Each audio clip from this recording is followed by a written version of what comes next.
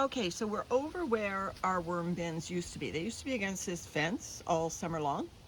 And we obviously had escapees, particularly actually in the one worm farm that we trapped or baited worms out to film or to fill Gilligan's Island. So I'm hoping we don't have flighty worms, but that bin in particular, we used to have worms going over the edge from time to time.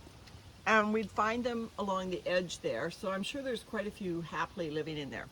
But obviously worms don't know which way to go. And they also used to go over here where we've got some tubs, including a tub of horse manure and some other, a tub of that orange tub of alfalfa. And I think there's might be horse manure as well in that black bucket. Anyway, and so we find worms underneath them that are just hanging out because, you know, sometimes the worms made their way over here and it was summer and hot. So what my husband's doing is he's just lifting up these tubs one by one, and we're looking for any escapees to add to our new worm bin. So, and this tub here with looks like what's green onion growing in it, that one I actually deliberately threw worms in it that I would see loose on the ground when my worm farms weren't open. So I know there are worms in it. So we'll do this And one we first. are going to actually maybe even empty that worm farm into Gilligan's Island. So this one he's got to lift up. It's very heavy. We'll see if there's any worms underneath. Yes, there are. So we use a little skewer to lift up the worms, and we've got a piece of burlap in this bowl. My husband's just lifting up the worms, and we're just going to scoop them into the bowl here. These worms, like I said, are escapees from our worm farms that made their way over here. Luckily, these bins have moisture that accumulates from our watering system underneath. So even though this is, you know, concrete that would be inhospitable to them, they obviously live in the grunge that happens to concrete when it is regularly getting watering system. And these are castings. And yeah, and these are their castings underneath there, of course, as well as some leaf litter. We have branches here. We have a mulcher that we use to shred branches. So any branches and whatnot that we're going to shred, we tend to put here. So I imagine the worms are all through here. Some of them would have been here quite a while. Oh, that looks like a blue.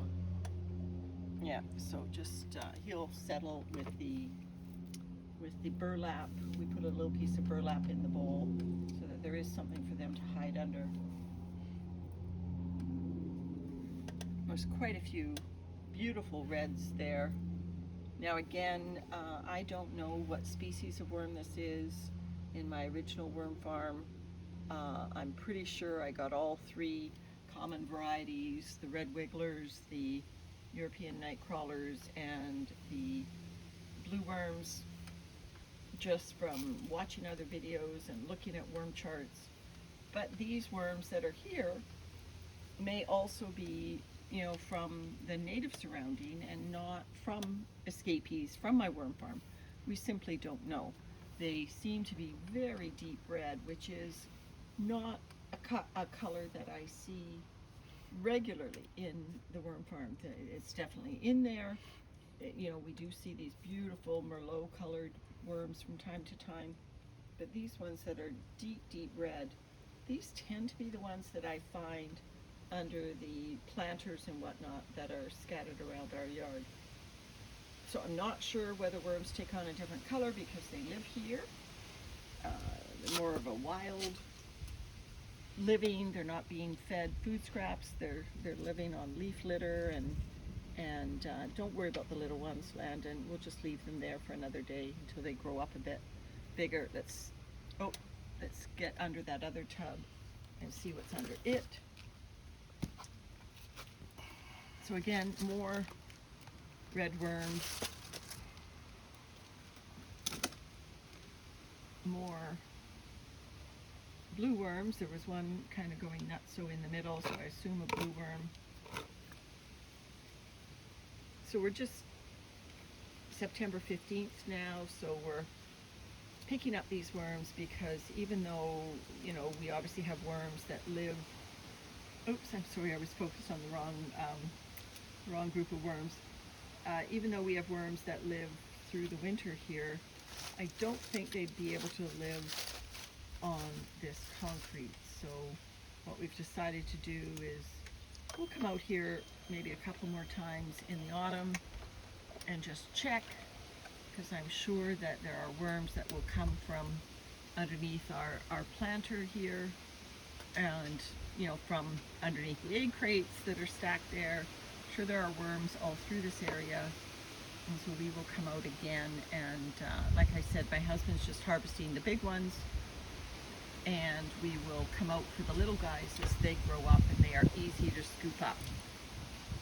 What we use is a bamboo skewer that you might use to put, you know, shish kebabs on, or fruit kebabs, and you know, we find it is the fastest way to pick up a worm, doing the least amount of damage, especially when it's on a surface like this that it's hard to get your fingers underneath them.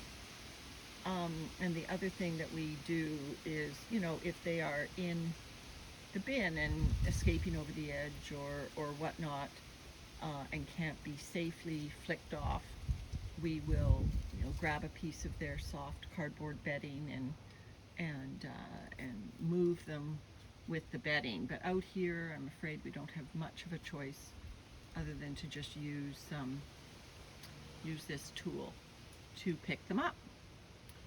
So I think what I'm going to do is I'll stop filming now, and then we will take this tub that we just moved, the last tub that we moved, and I think we'll take it up to Gilligan's Island, and we'll see whether we're going to empty some of it or all of it into the tub.